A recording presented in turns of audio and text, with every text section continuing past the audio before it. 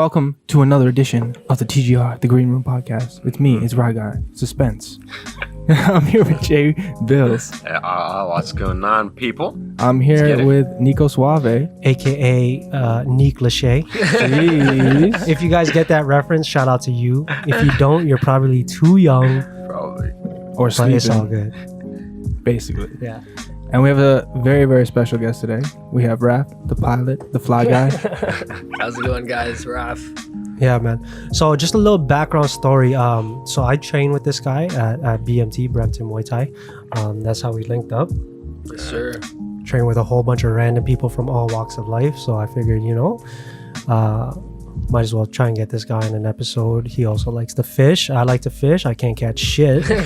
But yeah, he's a nasty southpaw, and happy to have you here, brother. Thanks, bro. Appreciate it. Appreciate it. Happy to be here. Yeah, man. Yeah.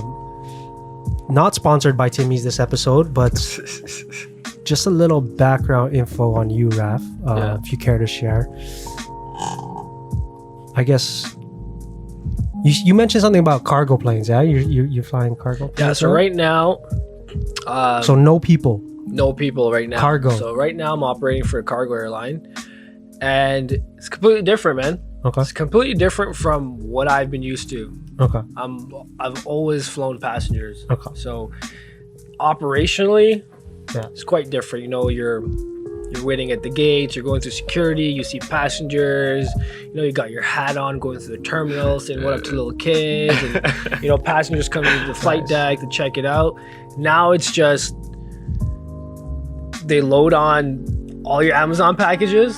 Oh. So you work for Jeff Bezos. DHL packages, they might have live animals. Oh. Yeah, Lamborghinis. And What? you lock it up Live animals. and you fly it to where it needs to go. All right, before we get into that, because I want to go more into Yeah. detail about that. Let me just get the cat out of the bag. Is that the same? Something like that. Depends on what you're trying to say. I'm gonna ask the question. I'm gonna pose the question that the world needs to know, Okay. especially being the green room and how we revolve a lot around a topic like this. So let's just get some valid confirmation. UFOs. I knew it was coming. Are need to know, they sir. real? We need Tell to know. us. Have you seen First them? question off the bat. All right. I've never seen or encountered anything fishy or weird. So no anomalies in No, the sky. nothing in the Okay, sky. Okay. And Doesn't mean they're not real. I've pretty much flown all Facts. over Canada and the U.S. Okay. And I've never seen anything that where me and the other pilot were like, "What the hell is that?" Are you inclined to say this? No, You signed not at all. NDA? How much No, did no, the government... No, not at all. Not at all. I know, but I don't. I'd be the first one. Telling everyone. okay. But Did they threaten your family? Did they kidnap one of your cousins? no. I got a lot of cousins, so shit. they take one, I'm good. I got 30 more, Replace. I feel you, bro. I'm in the same boat. But I've never seen anything crazy. But that being said, there's Okay. been so many pilots, Oh. especially in the U.S. military and U.S. Navy, that have spoken up about it and shared their encounters. Jeez. And it's not like them flying passenger airplanes or airliners; they're flying fighter jets. Yeah. And yes. and when it comes to performance, they're one of the most top performance machinery known to mankind. Okay. Jeez. As with radius, turning, speed, climbing, Yeah. like the most maneuverable and powerful machines Military technology. They in have the to sky, be. right? Yeah. And even they, from what they say, is they can't keep up with whatever they're tracking. Okay. You know, So, did you hear this personally, or is it like pilot talk? pilot talk. Pilot Yeah, talk. I'm familiar with pilot talk. right? You know? You hear it through. You see it on the news. You see it on different podcasts. We're a fighter pilot, but like the thing is, they're a reliable source. Of course. You know what I mean? So you kind of got to take their word for it because what they're saying, and there's footage. That, We've seen that like the Tic Tac. the aircraft. TikTok Yeah, videos. exactly. I'm talking about the That's Tic Tac. crazy. So it's, I don't know, man. I think if I saw something like that, I'd pull my phone out and record it if I can. Yeah. You know what I mean? But why is all the footage that we see of UFOs or UFOs in quotations like blurry, shaky, 3 seconds long? Yeah. I think it's because they're using some sort of like energy, like friction and like gravitational pulls. Okay, and so stuff. now it's we're like going it's like down a the rabbit hole. vibration. So that's why you don't see it. Okay. Look, you asked. Yeah, no, I guess. throwing it in there. Yeah, I Um, mean, you do have an answer. When it comes to something like that, like I know those aircraft are capable of having higher definition cameras and whatnot, but I think the type of cameras they have or might be thermal or specific to what they're trying to detect, right? Okay. So say they're detecting terrain or they're taking pictures of the ground or they're surveillance aircraft.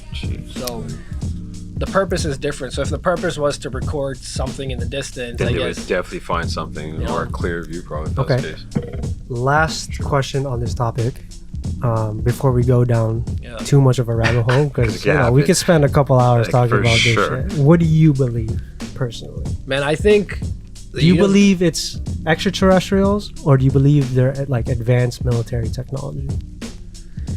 Man, I'm the type to think that we're in a universe that's too big and we're too small to be the only people. So they're We're real. Only that's what I heard it think. here So they're first real. on TGR. That is what I think. But you never know, man. You look back into like the history of the military and the Air Force, and they're always coming up with something new. And the problem is, or it's not a problem, it's just everyone's competing against each other. Whether it's the States with Russia or China building, getting air superiority, right? Yeah. So, first it was the race to the moon, or first it was who can get the speed of sound. Who can then fly over the Atlantic? Rockets or, too. Rockets, right? So it's huge bombs. you never nukes. know. It just might be Yeah. military advancement, and they're just trying to keep it on the hush hush. Yeah. I'm gonna say what I've always said. Like, I believe the majority of it, even we'll say 99% of it, is military technology we haven't seen yet. Yeah. But if there's a slim margin of that 1% that it's not, that's enough to change Yeah. the way we think about But everything, right? what were they saying? That it was the Pentagon that came out saying that they have that the footage released was actually unidentified flying objects. Yeah. So I don't know. It just opens up. It's under my pay grade. What if it's like Well- Rick Sanchez, just on Just like a Earth? super Do you ever watch smart Rick and Morty? No. Super science. Basically he's like a cartoon character. He's the smartest man in the world. Yeah, Flies around I in seen a few spaceship. episodes. It's funny stuff. All right, let's get back to regular scheduled program. How did you get into flying? Like, as a kid, were you always? Yeah, it's cliche story, man. Super cliche story. I love remember, cliche. I don't remember Is it like Top exactly. I was born in the sky. Super cliche. I don't remember. I was really young, like 3, 4, Yeah. and I can't remember where we were flying as a family, but we were going somewhere. And all I know, it was a stopover in Manchester. So from wherever, whether it was east or west, stopover in Manchester. Anyways, my mom had a tight grip on me. I couldn't do anything in the airplane. She wouldn't let me go. She finally fell asleep. I remember crawling under, because she kept me on the window seat. I remember crawling under the ground and Creeping going in out. the aisle, and then I just saw economy was packed. I saw the curtains up front. I was like, oh, I'm gonna go there. It's blocked off. So I did. I just walked right through. No one stopped me. I get into which is now I know is business class. It was empty. So I see an empty window seat. I see the engine. I was like, oh, that's so cool. I opened up the window and I'm just staring outside the engine. And I was like, oh, that's so cool. And then someone tapped me on the shoulder and I turned around and I was like, oh, I'm in so much trouble. And it was the pilot. Of course. I was like, you know what I mean? Yeah. And Game changer. he literally took me up to the front, man, and that was it. Yeah, he took me up to the front. He showed me the flight deck. I hung out with them for half an hour. That's pretty That's sick, dope, man. That is a cliche story, but Yeah. it's Dope cliche pretty story, sick how accurate. and Yeah, true it and is. then from that kind of stuck with me, and for the rest of my life. And then I kind of just got into airplanes, got into like flying, like used to nerd out as a kid. Sick. You know, I would like Google different types of airplanes and like, oh, that's this plane and that's that plane, you know. That's dope. And then graduated high school, got into flight school and Sick. flight program, and that's all she wrote, man. That's But, dope. yeah, super cliche. No, that's sick, man. I feel like a lot of, you know, ambitions or careers start like that. Yeah. Like an inquisitive mind of a child. Yeah. And then obviously having the work ethic and ambition to follow through with it later on in life. Because I know like a lot of kids when we're growing up were like, yeah, I want to be an astronaut and some shit like that. But you know, like how rarely that happens, right? You know? Or like I want to play in the league or something like that. Yeah. I want to be a firefighter for whatever But reason. Fight fires. That being said, man, if I was able to do it, yeah. anyone can do it, man. There you go. It's just, there you go. It's just kids. hard work, man. There you go. kids. Consistency. That's sick, man. That's sick.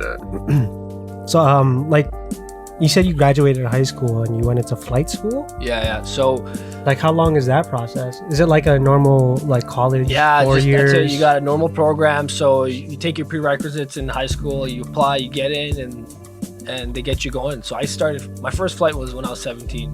What? Yeah, my first flight was with an instructor, of course. Like a but- small plane? Yeah, Like a yeah. Cessna or something? You got it. You got Hey. it. Cessna. Jeez. Cessna 152. That was Yeah. my very first flight. They used to smuggle hella drugs from Colombia. But yeah, sorry, continue. Yeah. So yeah, that like I was 17 on my very first flight, and flight school started along with the academic side and the college side of it. It took me about 3 years to finish up, hmm and then after that, I was ready for the workforce. That's dope, man. So like straight from that like educational period, you can go right into the workforce. Yeah, Like, do you need to do X amount of hours? in you order do. to- So the industry in Canada is a little bit different. It's not kind of like the rest of the world. As in easier or harder? Or It's more It's a little convoluted? bit different in the sense that, for example, like if you're in Europe, you can come out of flight school and they'll put you into an airline right away with the more extensive training. Canada doesn't have that culture there. Basically, in Canada, you graduate school, you start small for a very small carrier. You build up your hours, then you move up the ladder and you go into different bigger carrier with a little bit of a bigger aircraft.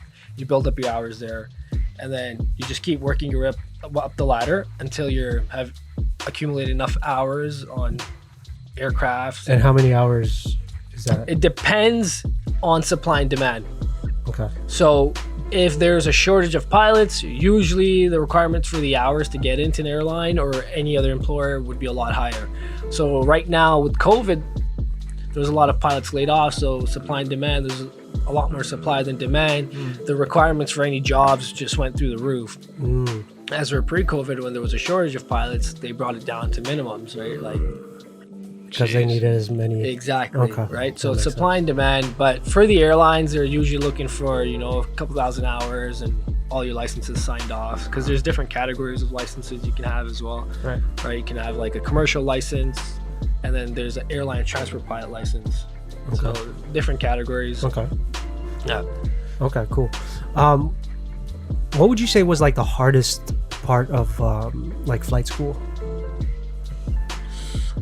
I would say the hardest part was kind of like you're coming out of school into something you're very enthusiastic about. So kind of getting caught up with that and then not studying hard enough at the same time. Also, Of course. with flight school, the flight school I went to wasn't covered by OSAP or anything like so that. you have to pay So straight out of pocket, eh? exactly. So Is it? Do you mind me asking if it's like more or less than like a regular university or college tuition? so I'll tell you exactly. It's around $70,000. A year? Okay, so No, for like all your flying. Oh, okay. And that's just the flying, right? Okay. Approximately $70K. Yeah. So that's And then you got your academics on the side. So if you're doing a degree, however long your 4-year degree is or your diploma is, plus that, okay. right? So it's a lot. Yeah. So there's certain schools. So there's certain schools in Canada that actually subsidized by the government, and you can get OSAP for it or financial aid, but there's only a select few, and there's a lot more that actually don't cover it. Yeah. But I know you're not guaranteed like a job right after, but is it No. easier to would you say it's like easier to get placement in the field? So there wasn't any co-op or there's nothing like that Nothing, eh? when you're going through school. Honestly, man, it's networking. Yeah. Just like any industry, it's networking. It's who you know and it's your reputation. The aviation industry alone in Canada, it's all about reputation. It's so small, and everyone you know knows someone else you know. You know what I mean? Like, if I met a pilot on the street right now, he probably knows 10, 15 people I know. True. So hearsay, like you get a bad reputation right off the bat. And it's like It's your rap. Especially it's a wrap. for that sort of field of work. I mean, Yeah. it's just like, you know, Jeez. I feel like we've always known pilots to hold a very high Oh, standard. for sure. Yeah, exactly. Like you mentioned earlier, you're flying a fucking tube through the air at the speed of sound with a lot of people in it or stuff. Live Exactly. animals and Lamborghinis. Yeah, apparently. exactly. So That's yeah. wild. So, and to be honest, when you get to that level, when you're flying for the airlines, it's just like they know you have the skill. It's just like, hey, can I sit in a metal tube with you for 8 hours? Mhm. Like, are you that type of person I can get along with you Right. for 8 hours? Right. Right? Right. That actually brings me to my next question. Is like, is that the maximum you? That's not the maximum you can fly in one night, perhaps. It all depends on the air carrier and where you're going, and if they have more than just the two pilots flying. So you can augment a flight, like a flight. So you Okay. can have extra pilots, and you guys can switch duties. So like the first two will switch. They can take a quick nap, and they can come back and then finish the flight off. So okay. that way you can actually extend the minimum flight time you can have in the air. That's So you're saying like you take breaks like that when it's a long ass flight, right? Like You an got it. 18-hour flight. You got it. So like these large carriers in the Middle East and whatnot, they'll have like Yeah. 4 or 5 pilots on board that Oh, flight. okay. So there's multiple in You got rotation. it, you Oh, got that's it. sick. Okay. So they'll be like Yeah. they'll be like the main two, yeah. and then they'll take off and go into cruise. And when they're leveled off in cruise, you know, there's not a lot of the workload is very low at that point. Okay. So they'll switch off That's for pretty relief cool. pilots. They're called Oh, relief okay, pilots sick. in a sense, and they'll just come in and man the duty. Like they'll just sit in the seat. Mhm. If there's any ATC clearances or anything like that, they'll acknowledge the ATC clearances and set them up. Okay. Sick. Isn't like the longest flight from like Cali to Dubai or some shit like that? Something like that. It's Something like that. Like, 21 hours or something. yeah, some of them can get really long. And it's a big ass plane, right? Yeah, I think it's the Airbus 380. That Sounds plane's big. huge. How many people can be? It all depends on the configuration, man. But I think you could probably Google it real quick. But I think if it's all economy, it's close to 800. 800 people. Yeah, if it's 800 all people? economy, one plane. I think so, I could yeah. definitely fact check that right now, but Yeah. I'm check the preoccupied. configuration. But if it's, I believe if they have like the first, the business, Yeah. premium I thought I was economy, gonna say 200, economy, but it's that's like, real. oh no, man, you That's a can. lot. 800 people? Yeah, like if it's all economy, I don't think any of the airlines actually do all economy, but they divide it up into like sectors, right? Like so they have business, premium economy, first class. Like with those type of settings, I think it's about 600, Sheesh. 400 to 600. Yeah. That's crazy. I mean, is that me getting some white noise on my things? The song, bro. Oh, my bad. Anyways, now that we're on that topic, I actually have a question from one of our followers on TGR. Shout out to Joey, JoeyH00 on IG. She asks, and you mentioned this earlier, when do you nap on a flight? So when we come to a flight, we're expected to be fully rested. That's like and, everywhere, and right? fit for duty. Every work, every workplace. and fit for duty. But you know, life sucks. So sometimes you may or It may does. not be completely rested. So for example, for long flights, there's a specific crew rest area. So when the relief pilots come in, you can actually just jump in those bunks. Or for some planes, there might be a seat blocked off that can fully recline, and you can just chill out, relax, take a break.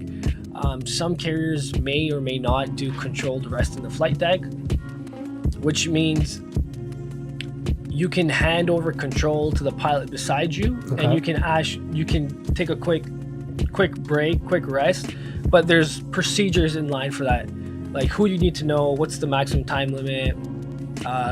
The back end, the flight attendants need to be aware of what's going on, and So for something like that, there's a lot of procedures put into place that the aircraft is still being looked after and Right. whatnot.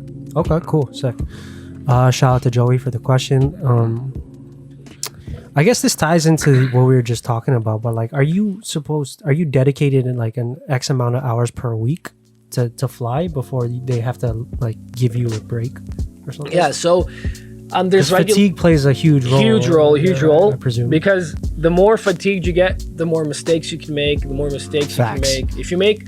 I think they say if you make a mistake in all aspects of flight, it'll lead to an accident. 80% of all accidents are due to pilot error. And I think 80% of them all happen during takeoff and landing because that's when the workload is the highest for us. Oh, that's like that's the most difficult part of flying, you would say?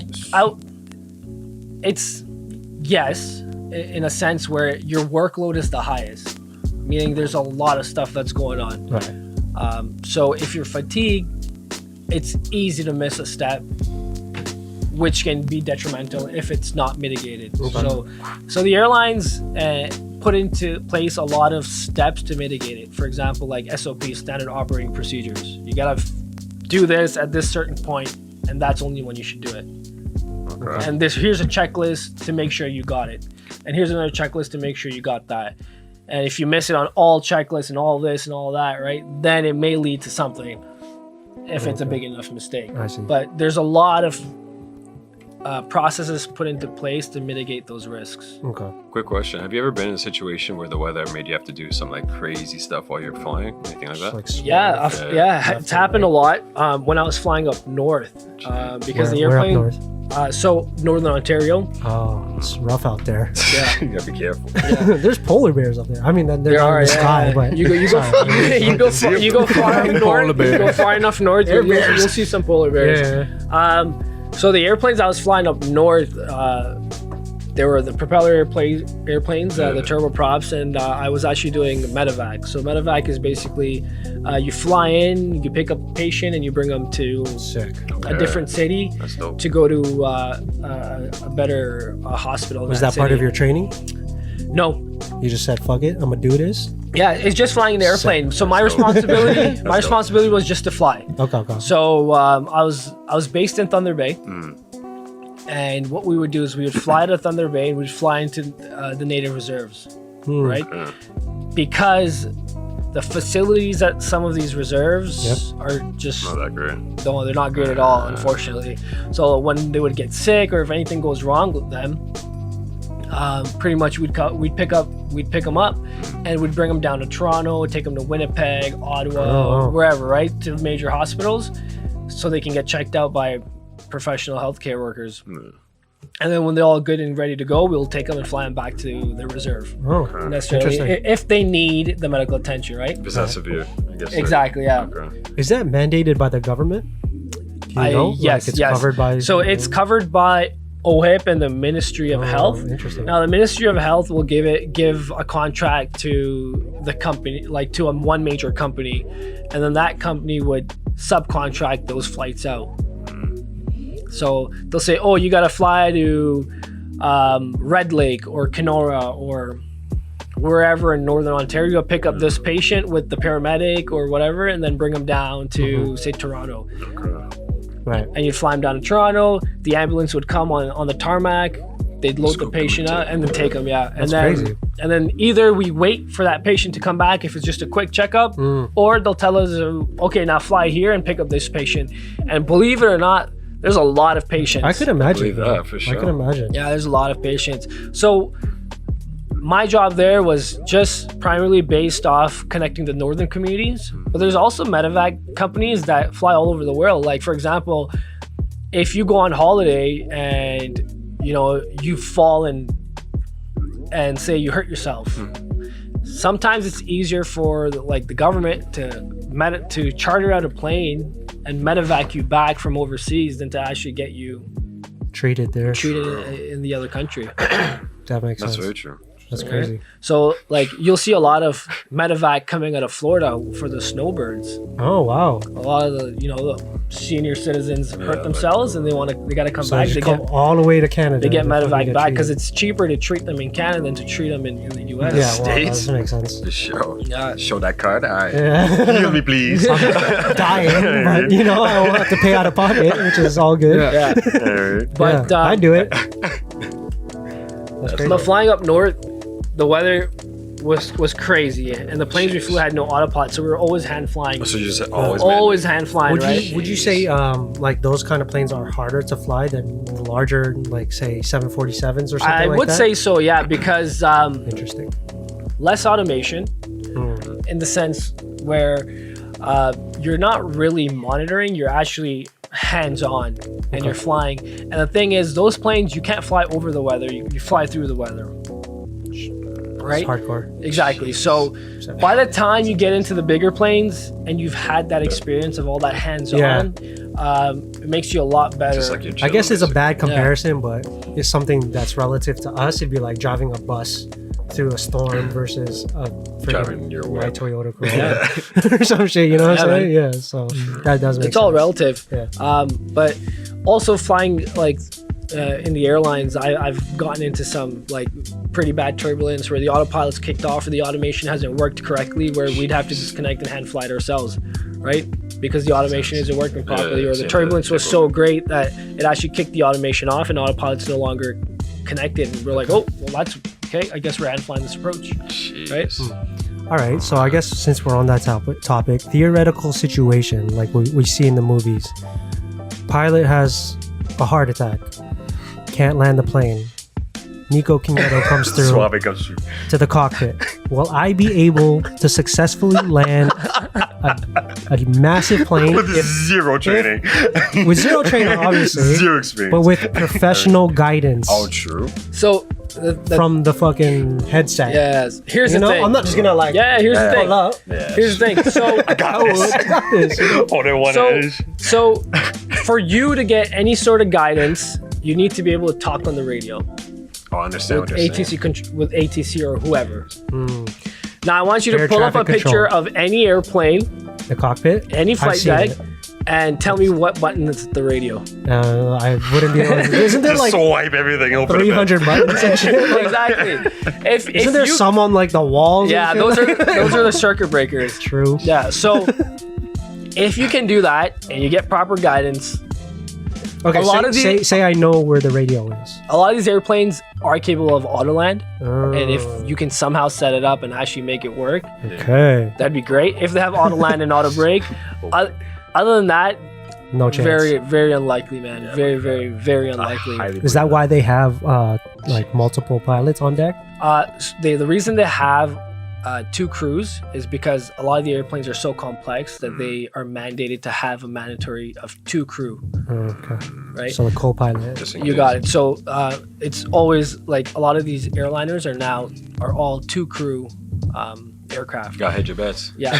Back in the day, there used to be three crews because there was a flight engineer. But as they introduced more automation and computers into the aircrafts, making them a lot smarter, they were able to like get rid of that third crew member that was monitoring all the gauges. Okay. Now, if there's a malfunction with any of the gauges, you'll get like a light goes off. Oh, you have this leak or this hydraulic pressure. Or... Does that happen often, or? Yeah, it does. Yeah. Oh, is it like a worrisome thing? No, as long as Okay. it's not a Thank God. red message, you're good. Oh no! Get the red ones. Red is a no-no. Red ones. Red's a no-no.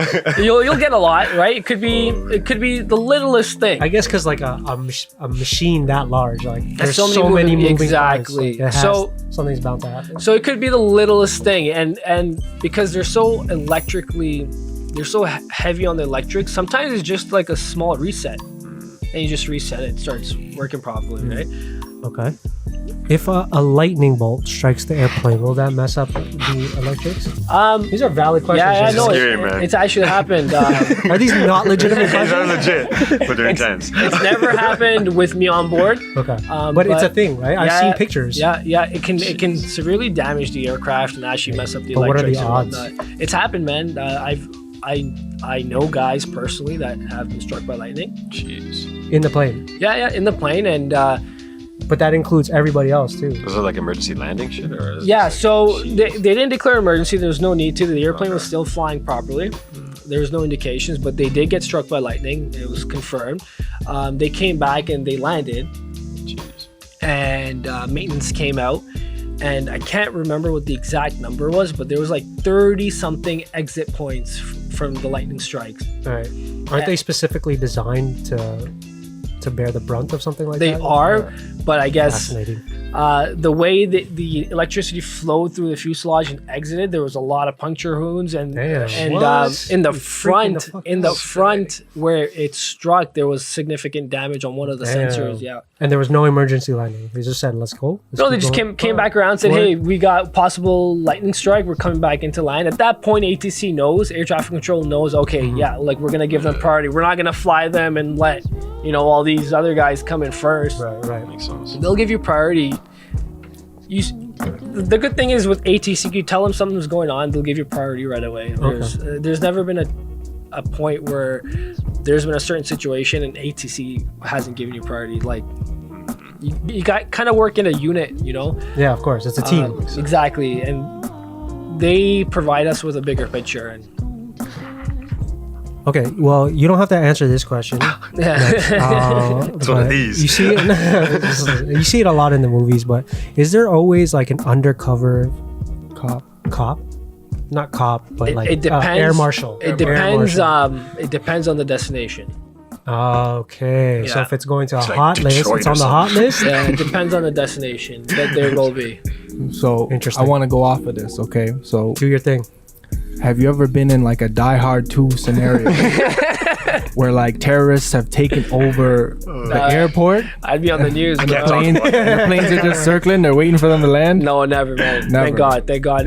Never been in a situation like that. That's good, man. Thank God. Thank But goodness. Nobody causing shit on planes. no, Well, people. When I was flying passenger airlines, there was always people that would create issues or give the flight attendants problems or try and record the flight attendants. Just Jeez. weirdos. Yeah. What's the like most like aggravative shit like that happened? Like just ridiculous. Well, COVID was a big thing That that shit makes kind of. everybody crazy. Right? Yeah, it made people crazy with like wearing the masks, and like some people just didn't want to do it. And you just gotta kind of go by what the company's policy is, and it was a zero tolerance policy. Like, hey, if you don't want to wear a mask, you gotta get off. And Yeah. at that point, like, we don't even deal with it. We'll just call the authorities at that point and let them deal with it because it's just the policy, man. I got a policy question for you. Yeah. So isn't there like a policy like if they close the doors for a commercial airplane and they have to open again, it's like a big fine for whoever they have to open it for? Is that like a thing? I don't know, man. Okay. I don't know for operationally worry about that way, but I've had it so many times where the doors open back up. Okay. That's crazy. Doors open back up. It also depends on if you're at the airline's base or not, because usually like those gates are specifically for that airline. Right. So if the gate opens back up and they take a hit, whatever, right? I think they can just make it back up. But other than that, like just rowdy passengers. Rowdy shit, drunk Well, people. like just a FYI, this man is a skilled martial artist. So if you're gonna, I hurt people and I fly. I know from personal experience. So if you're gonna act up on his plane, you better not. We do we have an axe in the flight deck. it. Okay. But pilot came with the axe, like, nah, I want no I'll put my mask back Okay, on. I'm good. No, I'm just messing around. I'm just messing around. But we do have a crash axe in case we need to like. Yeah, crash axes are mandatory. Axe. Which actually brings me to my next point because I just want to get a little bit of insight on what your schedule is like on a daily. Because like I know you're a pilot, and we show up to training at the same time. Yeah. At 6 p.m. I'm like, I thought this guy was flying planes. How does he make it out I'm back. to flight names right now? It makes no sense to me. I always got So time for this. I guess now is a good opportunity to ask. So it all depends. Again, it all depends on the air carrier you're working with. So for example, when I was flying up north, my schedule was great. It was a week on, a week off. So I'd work for a week straight, and because I was medevac, I was on call. So I'd be sitting at home. Hey, you got a flight. You got to go pick up a patient at XYZ airport. Be there in an hour. Okay, cool. Go for a flight, and I would do that for 7 days. Right, 7 days, and I'd come back home. Okay. And then I'd catch a flight, come back home, and I'd be off for 7 days. And once you get into the airlines, you it's like a bidding system. So everyone has a seniority. So like say your seniority number 1, 2, 3, and 4. Damn right. Right? Yeah. Yeah. So you'd get the top pick of what you want your schedule to be. Mm-hmm. So you'd probably get, and then you'd get the seconds, I'd get the thirds, unfortunately. I get the leftovers. Right? Hold. Give me all those scraps. That was it. So that's how you would select your schedule and like where you want to fly or what routes you want. And they'll give you like maybe 3 days on, 5 days off, 5 days on, 3 days off. But sick. approximately you're working half the month. Okay. Oh, Really? okay. Makes sense. Not so bad. Approximately half That's the month. legit. So a lot of guys that commute from around the country, say you're based in Toronto, but you live in Vancouver. What some guys or girls would do is they would try and fly all their days back to back and then have the rest of the month off so they can just commute out. once a time and they'll have like a crash pad or something. So you can kind of make it match your lifestyle. Like for me, it didn't really matter. I would literally just bid Mondays, Wednesdays, and Fridays off just so I can come to class. Yeah. You know, I could go to Muay Class Thai. as in training. Yeah. Okay. So That's a real one. That's how you know. Yeah. See? This man's about to Fight or flight. Fight or flight. fight or I read So- that. That's the title for that episode. yeah. I do Mondays, Wednesdays, and Fridays off. And the way they would schedule me, they'd schedule me over the weekend, whatever. I didn't care, right? Yeah. Or sometimes I get a Monday, but whatever. Like maybe I'll get the next 2 Mondays off. So it all worked. And say I really like flying to Dallas, Who doesn't? right? Or you know, my parents live in Chicago, so I would choose like Chicago flight so I can go see my Shout parents, out, right? yeah. So you can just pick, and then if it falls under the schedule you've chosen and the days off you've chosen, but it's rotational shifts Okay. basically. So you'll get a bunch of days on, then a bunch of days off. Okay. Doesn't sound too bad. That's dope. Are you on call?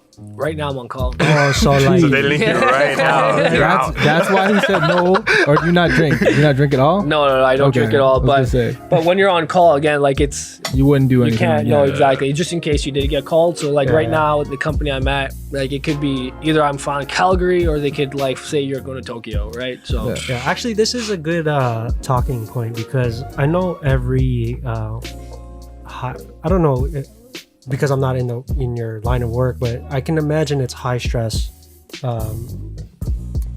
You know, you have to deal with a lot of fatigue. Do you notice a lot of pilots sort of relying on certain things to help deal with that, like alcohol, yeah, man, weed, it's like perks?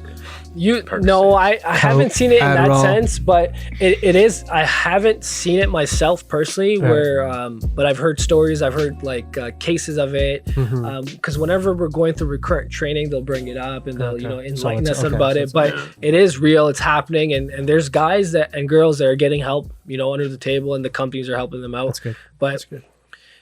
man, like alcoholism is one hell of a drug. I would say at a certain point, like, but it's definitely happening, man. Okay, that's good. Yeah, that was kind of off topic, but we sort of led into it, so I kind of want to know because I know every workplace, especially when you work a lot or you earn a lot of money, people tend to spend that on their vices. Yeah, but Like when you work in a warehouse and every man just smokes Bear Kush.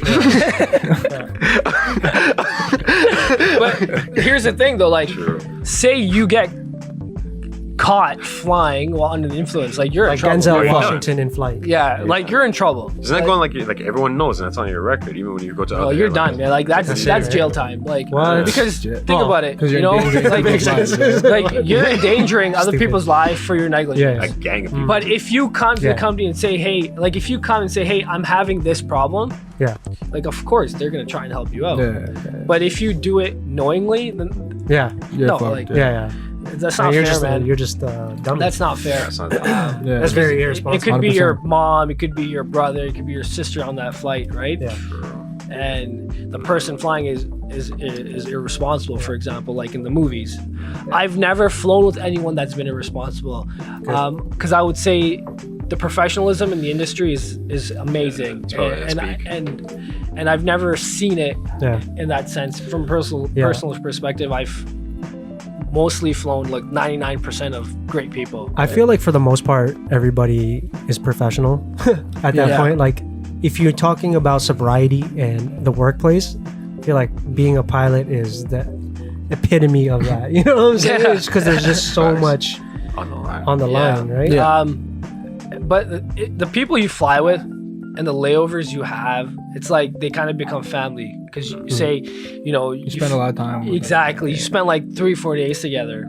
You know, you're having dinner every night together, and like you become really good friends. You know, and then so you guys fly together again. It's just like, you know, it's fun. It's fun. It's like you start working with your friends. So Air bros. That's cool. exactly, Bros. it's Air bros for really life. fun. Air buddies. bros for life. This is a question I've seen. I think I've seen this in the movie. I hate to bring up questions from No, movies no, because let's they're go. pretty ridiculous. Let's do it. I'll break the myths. Yeah, let's do that. The movie I first. think it was Fight Club that I seen this in. Okay. Is it true, Raf, that oxygen masks, the sole purpose, well, not the sole purpose, but one of the main purposes of an oxygen mask during an emergency is to debilitate the person's thinking by flooding their brain with O2 so that they don't need to panic. No. So the reason oxygen masks are in the aircraft is because you're at such a high altitude, right? So when Okay. you're such a high altitude, the concentration of oxygen is very low.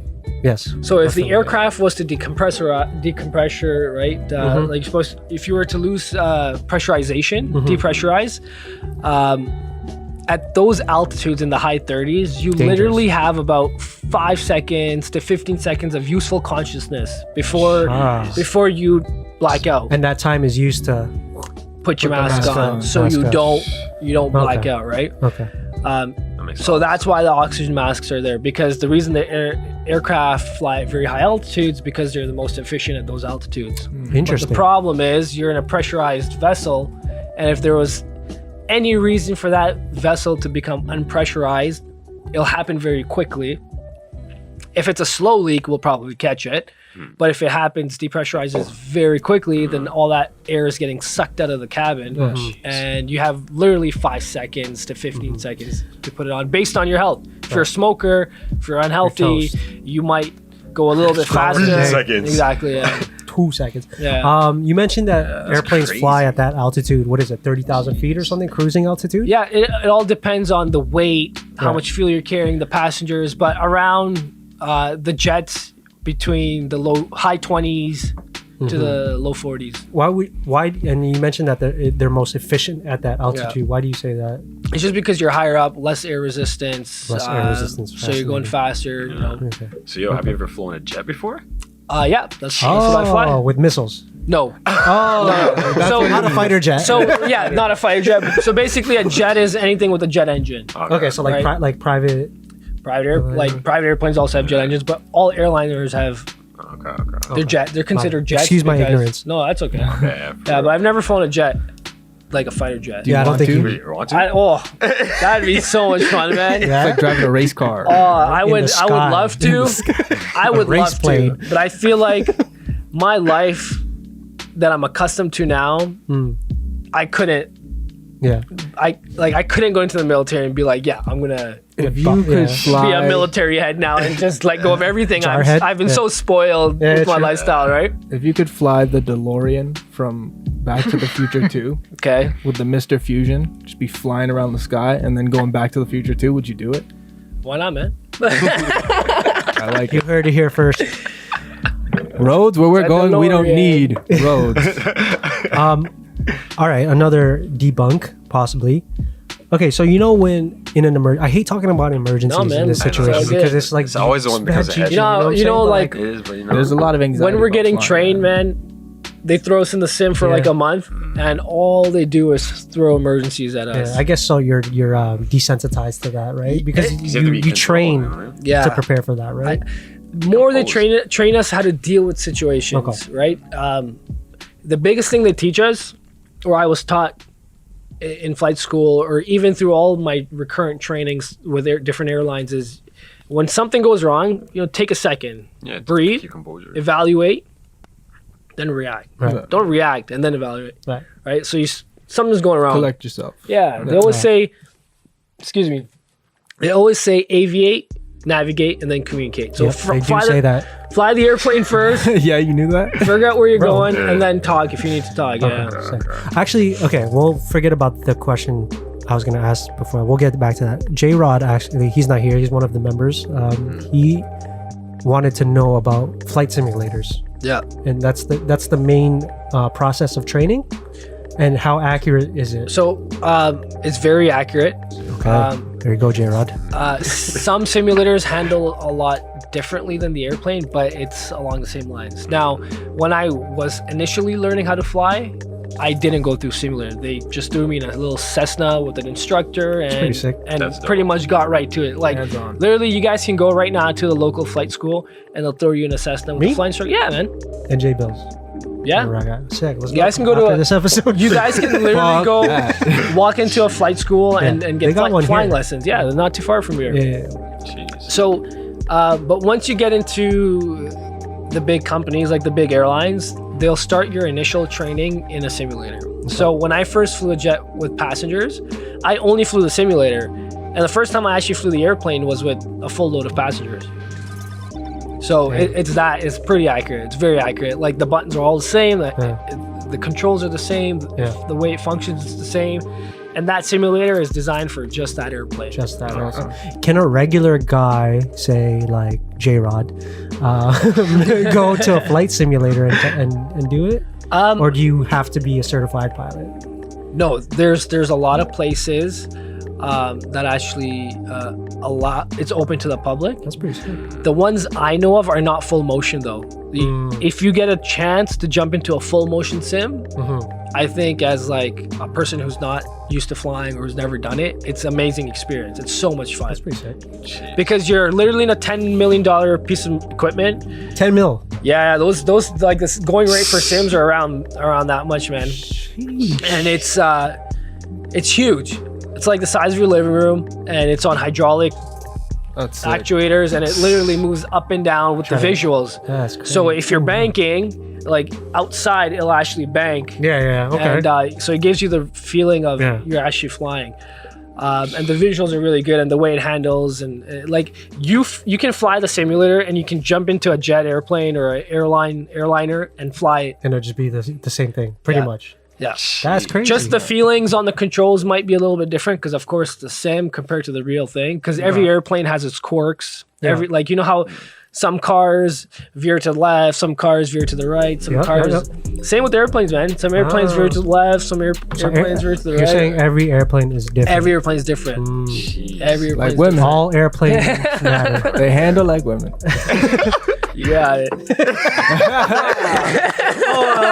Laugh so hard I disconnected myself. That's true. I have a question. This is mostly for me. Yeah, man. Probably no one else will be interested in this shit. But Probably. so, how many hours would you say you've flown so far? I don't That's an remember if you said it yet. interesting I know. Yeah. Oh, So I saw it. I'm probably I'm too. just around 4,000 hours. Okay, Yeah. 4,000 hours. Okay, so let's say you're going on a plane, but you're a passenger. Okay. Yeah. So I know me. I know other people. Sometimes Yeah, you know yeah. I drive. I don't fly, but when I get in the car, I sit in the back seat. You know, sometimes I turn into a backseat driver. I start critiquing the person's driving, Yeah. the way they're doing. I see So where when you're a this is going. passenger on a plane, have you ever found yourself like I don't, critiquing the pilot? You know what? Surprisingly, no. Because when you're a passenger in the back, like you just want to just close the window shade, Yeah. put your headphones on, and not worry about it. I guess it's harder to sort of conceive what's going on too, because it's not like driving, right? Like when you're in the backseat of a driver of a car. Yeah, and like somebody you can else is see driving, up like, front, see right? everything. You can right, see yeah. what's going on. You can in see the up road. front, but at the same time, like you can tell what's going on in the airplane just by the feel of it, Damn. right? So, So you're like that nice sometimes of a pilot, eh? most of them, most guys, Pretty most guys, like you can literally feel it through the seat, right? Like if the engine's changing RPMs or anything like that, like you can feel like, hey, why is the aircraft powering up? And then you see, oh, okay, we have the wind change, so we're That's we're weird. So you feel like a wimp too. So like just how we probably feel like our cars. yeah, are you can different feel way it we through the like seat cars. of like you can feel it through your ass.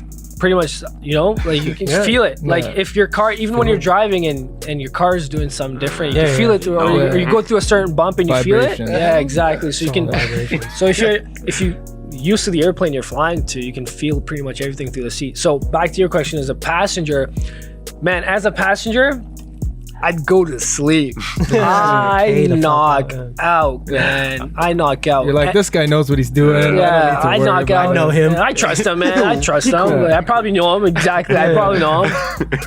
And there's never been a time where I've been like, oh, I don't trust the guy up front. No, or the girl up front today. You're right. Or you ever like when there's a landing, you're like, oh, it's kind of a rough landing. I could have done better than that. Nah, man, I've had my fair share of rough landings. Yeah. I've had my fair share of rough landings, and it's like if you're off for a few weeks, say you go on vacation, you come back, your first landing is always like A little rough. it's always a little bit rough. Yeah, we know. Yo, my bad, guys. You know. Yeah, exactly. You weren't on my end. Still, you you weren't know? exercising. One time, I remember when I first started flying the last airplane I was on, and it was a strong, gusty day. It was windy, man, and I think we were landing in Halifax. And I landed in Halifax, and my landing it wasn't the best. It wasn't the best. Yeah. It was bumpy. It was One of them ones. We've had better. so while the passengers are offloading, right? We open up the flight deck door, and the flight attendant comes in. She's like, "Who the hell landed that airplane?" Some lady said this. It was the flight attendant. Oh, She's like, "What the hell were you doing?" I was like, "Man, I'm sorry. Like, I'm My fault. give me a break. I was off for 2 weeks. My bad. My fault. That's on me. I'll make up for the next one. I'll make up for the next one. Nice and clean, I promise. So serious question. Yeah. The seatbelt light. Have you ever turned it on when you didn't need to? Yeah. If I want to go to the Just to washroom, The flex. most important if question. I want to go to the washroom, turn that on so everyone gets out and then it's open for me. Little He's the power flex. Little See, loophole. okay, so like now it. I know. I this So guy's he, needs a he washer, rules with man. an iron fist when he's With piloting. an iron seatbelt light. This is my washroom now. Because some of the airplanes at the time, we have cameras so we can see in the front galley. So we Yeah. can see if Okay. someone's coming out of the washrooms, right? So like someone's in there for too long. I'm like, man, it's a long way. They still got like another 3 hours, like boom, bing. And like you'll see them come out, like dry their hands and like Yeah. run back. Well, Yeah. My turn. About to go down. yeah. I got another question from one of our followers. Actually, it's Lisa. Shout out to Lisa, Rye Guy's wife. LISAAOS on IG, people. She says, how do you feel about it when people clap once you land? Is that like a thing? I from what I know, it's a thing, and I've seen it as a passenger, but we can't hear it. But can you see it on the cameras? So the cameras They're like, are oh, just you haven't checked? just in the front galley. Okay. Do you know what I mean? Yeah, Like yeah, kind of yeah, where the yeah. ovens are Yeah. and like where the washroom is, but like we can't see down the aisle. Maybe some airplanes have that, but like to be honest, we barely look at it. Like there's so much stuff already going on. Like even if this camera's on, like we have no idea. Like a lot of times we would just turn it off because only turn it on if say we're exiting the door. Okay. But yeah, it's I find it funny, man, that people clap. Yeah, like it's that's our pretty job. jealous, Like yeah, yeah. that's my job. Like Yeah. my job is to land it safely. Yeah. But thank you for clapping. I Yeah. appreciate I it. respect Yeah. it, but I can't hear it. But, You know what I mean? I think it's just like, yeah, we applaud your performance on landing this plane so successfully and shit like that. I don't know. Yeah. No, I've flown to Cuba a bunch and like Yeah, you did. as a passenger and and like they're clapping. I was like, hey man, like welcome to Cuba, let's do it. Yeah. But yeah, it's cool, man. Like people are happy, so Yeah. why not? Yeah. And the pilots get a boost. Another super Boost their serious confidence. question. Yeah. Have you ever, like, as a pilot, are you an active member of the Mile High Club? Negative. Have you ever, I plead the fifth. have you ever witnessed or caught people trying to enter the club whilst on one of your airplanes? Yes, I have. Does it happen often? Shame. Once every 2 weeks. Like passengers, probably quite often. With the flight crew, man, to be honest, again, they're pretty professional. They're very professional. But smashing with on the passengers, I wouldn't be surprised. Yeah. That shit's crazy. I would be surprised. I'm surprised it's not a prerequisite of becoming a pilot. It's like, you gotta join our club. I'm like, like you guys when you join the club, like sign in blood or whatever. The pilot's clue. Okay, I got actually back to my previous question before the training simulator Yes, question. Blood brothers. It's a debunker question, or if that's a word. Yeah. Okay, so you know when they say like a crash is imminent, right? Yeah. And then you have to sort of Brace. brace yourself forward like this, I believe. I don't know. I don't remember. Is that to break your neck so that the airlines companies don't have to pay out insurance? True Definitely or false? not. No, definitely not. They say the brace, your neck. the brace position Yes. is the safest for you to Okay. absorb impact. Now, a lot of times, from what I was told, what kills you if you were in a crash is the G forces going downwards. Where, like, if this is your spine, the G force is Jeez, pushing that'd down, be right? terrible. So that's why they put you in the brace position. Oh, okay, so it dissipates. Yeah, and Okay. also, like, your face is already down. So if like your legs were to kick up, like you're not gonna knee yourself and break your jaw.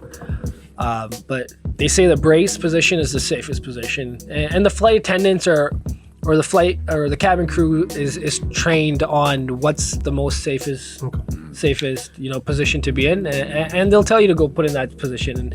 And if there is ever an emergency, they'll tell you what the brace position is, and just before touchdown or impact, they'll yell brace, like they'll be yelling on the top of their lungs. That's crazy. Yeah. That'd be an intense situation to be in. Oh, No, the reason why I asked that question is because it was tested on MythBusters. I don't know if you guys know that show from course, way man. back. Yeah, a MythBusters. long time ago.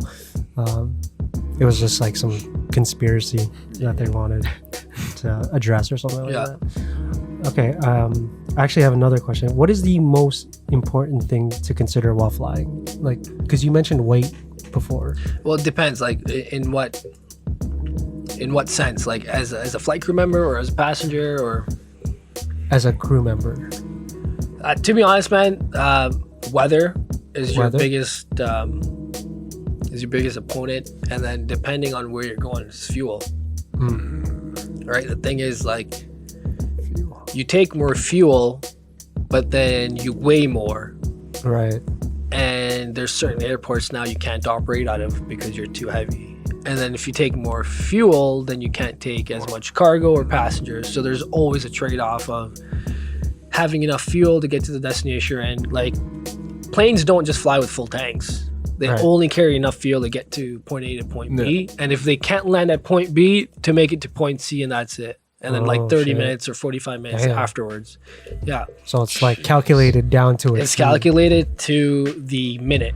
That's crazy. Yeah, it's calculated to the minute. So if there's, weather en route, then that's taken into account to maybe extending the route and taking a detour and then adding more fuel to that. Now, if you're in an aircraft where that means taking less passengers or less cargo, then they'll offload cargo to make sure they can carry that much fuel. Or if it's too extreme, maybe it's better to just not go at all. Right. But your biggest opponents are weather and fuel. Weather and Yeah, fuel. weather and fuel. Interesting. Because if you got shitty weather and you got to go around it, that means more fuel. More fuel means you're heavier, means less payload. jeez. And airplanes only make money when they're taking payload. It's like trucks. Yeah. Shit, yeah, true. Yeah. Okay. Kind of a personal question. I want to get a private or a pilot's license, personal private pilot Yeah. license in the near future. That'd be great. Is there something to like? Do you know anything about that? Yeah, I used to be an instructor. instructor, actually. Oh, okay, so you can teach me. 100% I could. Jeez. Yeah, 100%. That was actually my very first job. Sick. And there was a lot of just regular people who didn't want to do it as a career, just learning how to fly. Yeah. And they would come on the weekends, rent an airplane, and just, like fly up to Killarney for the weekend, or fly up to Tobermory, or go to Muskoka, park the airplane for the weekend, cottage, and then No fly big back. deal. Yeah, because it's Slight flex. because they're small planes, right? Yeah. You can rent it for $500, for example, like for the weekend, or That's whatever crazy. the price I'd is now. definitely do that. Yeah. So What are we talking in terms of like insurance purposes, like licensing? So, for insurance, for example, if you're renting from a flight school or a flight club, they'll have insurance on the airplane, so you're good there. You just gotta be a member of the club and pay your annual fee and rent the airplane. And it goes by hourly, so like say $150 an hour, right? When it comes to getting your private license, it's really easy. It's very simple, man. Coming from a pilot himself. Yeah. you can probably, if you do it, you could probably knock it off in like 4 months if you like did it 4 times a week. Like classes, Yeah. like 8 hours or No. Oh, thank God. So there's 2 aspects. There's ground school, right? start So with ground that. school basically just teaches you the theory. They'll teach you how to like read weather. It's like probably 4 hours for 4 hours, like twice a week for a month, right? That's ground school, and then the ground school will prepare you to write the written exam with the government, with Transport Canada, or if you're in the U.S. at the FAA. And then at the same time, you'll get an instructor, and you'll rent an airplane, and you'll learn how to fly, literally from attitudes of the aircraft to climbing and descending to different pitches, to different bank angles, to turning and slow flight, and then to take off and landing. So it's not a difficult process per se. It's just No, you just got to be consistent with it. So the biggest thing I would see is people would come in and learn how to fly, and they'd be consistent for like a month, and then they'd stop for another month, and then they come back a month later and they've pretty much forgotten everything they learned. So then they have to go back and brush up their skills, which makes it a little bit more expensive. But realistically, man, like within 10 to 15 G's, you can have your private pilot license. That's cool. 10 to 15 G's. Okay. And is it there's a renewal process for your licensing? Or stuff like that? It's like a driver's license. So there's One and done. one and done. There's an expiry date on it. Before the expiry date comes, just hit up a renewal, send it in. They'll send you your new license. Every year, you just have to get your medical done. Interesting. Just to make sure you're medically fit to fly, because if you're not. a high chance of you passing out on the flight. Yeah, that's no good. That's a Yeah, Yeah. just the reason why I'm inquiring, I was looking to transport some stuff from Central America to jokes. I got a personal question. Yeah. For you, okay. Shoot. So in your expert opinion, I mean it's 2-part question. Number 1, what's the one. most annoying song about flying Oh, that people are like, oh, you must like this song, or just a song that like about flying that you fucking hate? The most annoying The song. most annoying one. What's a song on flying? I don't know. I can name like We fly. 100. Like there's Yeah, that well, Sugar I Ray expect Fly. I just wanna fly. There's fucking what's that one? Lenny Kravitz. I want to get away. I wanna fly man. away. So- then there's Foo Fighters. Yeah, I hate Hit that my song. wings This and is a right guy I question. learn to fly. That last a song, right the guy second question. song you said, I hate Kelly it. Dog. I hate it. Anyone like Nothing can stop me. I'm all the way up. Like, you know what I mean? Like, I can fucking do this all day, boys. But so you'd say Learn to Fly would be I probably hate the that most song, annoying man. I hate that song because like you'll see it on Instagram and like social media of like they make these like stupid montages of airplanes and exactly. they'll have Don't that even song know. in the background. It's like, oh my god, foolishness. next. Yeah. So that is perfectly answering my question. And then there's another one. Is there like a song about flying that like Pumps you up. it gets you excited about flying? Yeah, you just go in there and just fucking take off. Not for me, man. Just Like, like this. that Top Gun theme song. What was it Oh, called? the I know what you're talking seen about. that movie. Isn't it Gets me going. Kenny Loggins or something I like don't know, that? man. It was funny because they just uploaded it on Netflix. I was like, yo, Top Gun. let me play that. And I played it. It's like, Do you play volleyball Not too? realistic. I got a random no, question. it's just so old, man. It's like, it's an original. Like, it's like every aviator's probably watched it. You know what I mean? It's like just an original. Mandatory. They show it to you in class. Exactly. Flight school. You know? Yeah. Yo, if- quick question. Yeah, what's up, man? I've always been wondering this. Yes. For like being a pilot, I know you get like bare perks, but like what's the best perk you say you get as a pilot? Like on the low. Airport security. Airport security? Airport security, you just go to the front of the line. Just go. Really? straight Yeah, there. so Okay. airport security is awesome. A lot of times you get flight benefits. Yeah. Those flight benefits rock. Jeez. Rock, man. Like I remember I like flew to Australia on like close to nothing. And like I did a month-long trip. I like flew around the world.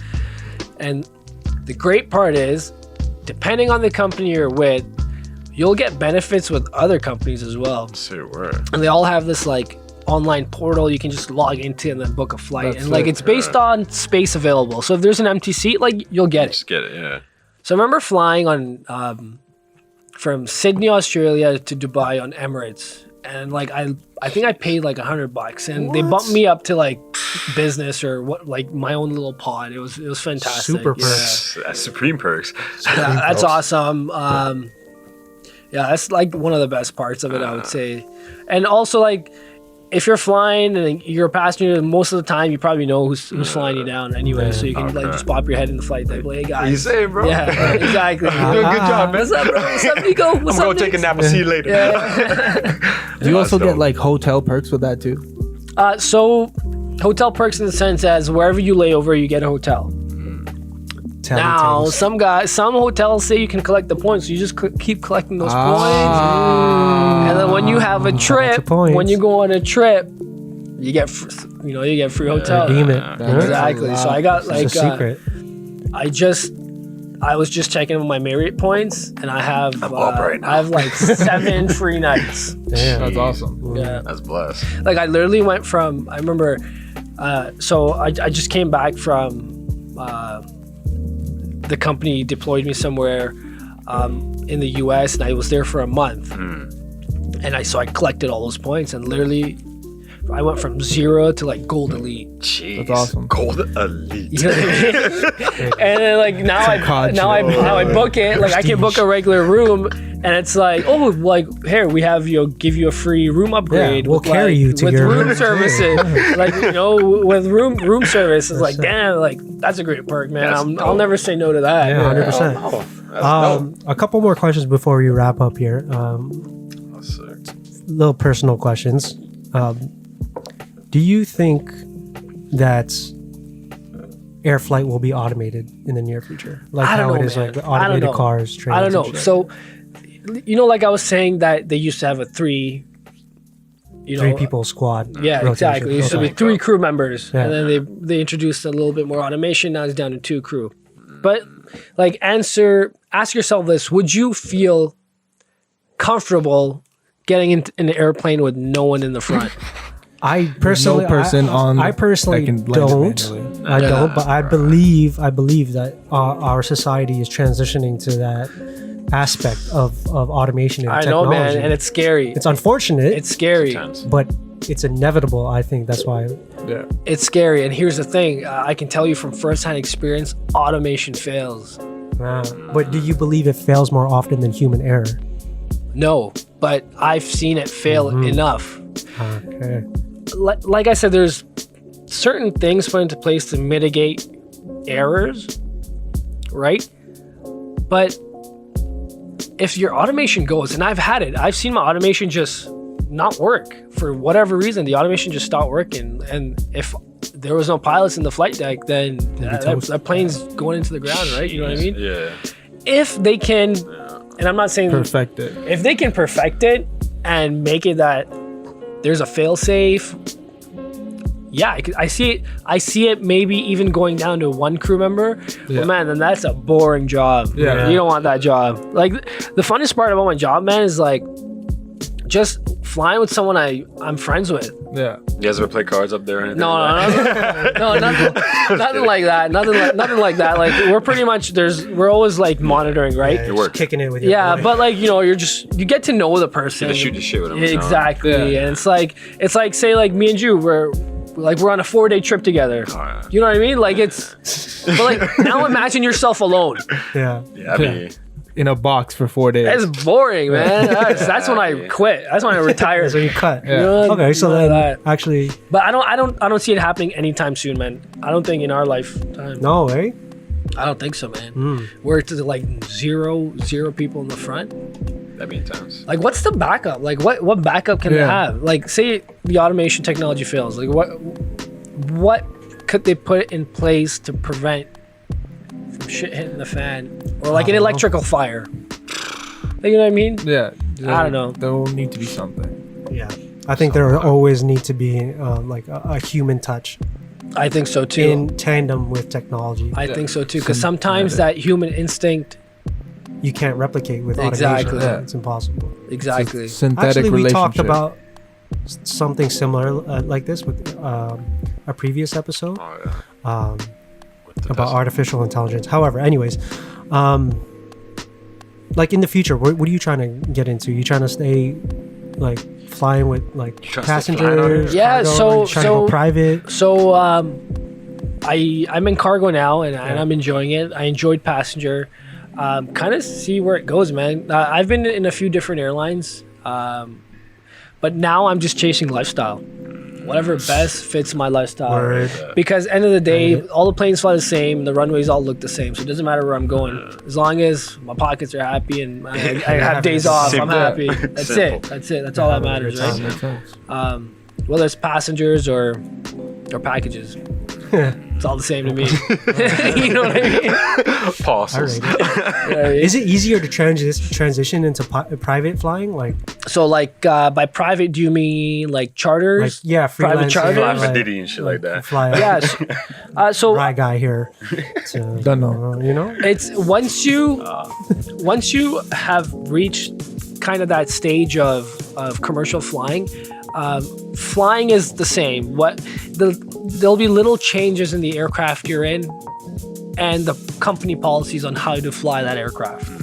Other than that, operationally, it's pretty much very similar. So whether it's cargo, passengers, or celebrity. Right. You know what I mean? But the level of service will definitely change, right? So like level of service for when there's a celebrity who's just paid 50 grand to fly from A to B, right? The level of service is definitely different when you're on a different, a low cost carrier with 200 people, right? So level of service definitely changes. It just depends on your lifestyle. Like some of those guys on those charter aircraft that are flying private, like private guys, they're on call like 17 days out of the month. Damn. Yeah. All right, and they can get it called out. Hey, you're going to like Turks. You're flying this owner to there, Yeah. right? Be ready. Yeah, I met a guy. He flies. So this some really rich dude owns a plane, Sick. and he hired pilots. So they're on call, and he'll call them up and be like, "Hey, we're going here for a business meeting tomorrow." Yeah. So whatever plans you have, Out the window. Squash. say you're on a flying. podcast, you gotta cancel that podcast, and you're Can't say make you gotta no. cut. You gotta go. You gotta go because, end of the day, if you don't do it, there's easily replaceable, Yeah, right? true. Facts. True. Everybody's expendable no matter Exactly, what you're doing. exactly. At the end So- of the day. It's pretty much all the same, man. Planes fly all similar. Mhm. There's just different changes. Some planes are a lot better than others and smarter, and some are dumber. And True. yeah, it's just like getting an old car versus a new car. Yeah. Facts. One's just got more features. Yeah. You guys have any more questions before we this guy flies off? I got one last thing. So before we kind of close this out, all right, you got a bit of you definitely have a pilot's voice. So I want you to I want you to do the over the PA. You just landed this TGR 905 airline. Give us the outro. It's funny. Like when I first started, the airlines, my family would always be like, "Oh, give us a PA, give us a PA." Good evening, ladies and gentlemen. Welcome. you did it. Yes. But He landed. That was perfect. That was perfect. Exactly. That was welcome to perfect. Brampton, Ontario. The Oh, temperature is 18 rude. degrees Celsius. Say good Calm, cool, and clear. Yeah, he actually did. Okay. He actually Thank did. I rate it. But yo, thanks again for coming through. Of course, man. This was actually a fucking sick episode. I was actually like excited about Yeah. hosting you, just to get a little bit insight. And you're Appreciate it, man. you're pretty cool. Glad I didn't stutter. You're pretty well. You're well spoken. You're well spoken, man. I guess it's easier to be more. You're more well spoken when you know what Exactly. you're talking about. Yeah. Also comfortable. Like I've known Nico for like 4 to 5 years now, and to be honest, like we literally just started hitting it off. Yeah. Yeah. Yeah, You know what I mean? Hopefully, one day he'll teach me how to fly. Yeah. And then Dude, I'll fly I all can out connect of you there. with some people. Jeez, that's Honestly. networking. And you guys will play Foo Fighters while you do it. Honestly. Yeah, hopefully not. But yeah, man, thanks for coming through. Of course, and, man. It's my pleasure. Thank you for Maybe having we'll me. have you again on Definitely. another time and Definitely. talk That'd be about- cool. Kick the shit again. Sounds Yeah, good, man. man. Let's do it. Awesome. Shit. So UFOs. TGR _ 905 Running on back. Instagram. Agree with the And podcast. we'll have your Instagram up here too. Sounds and good. on that note, thanks for joining us on TGR once again. Yeah. Till next time. Adios. Peace. Of course, my man.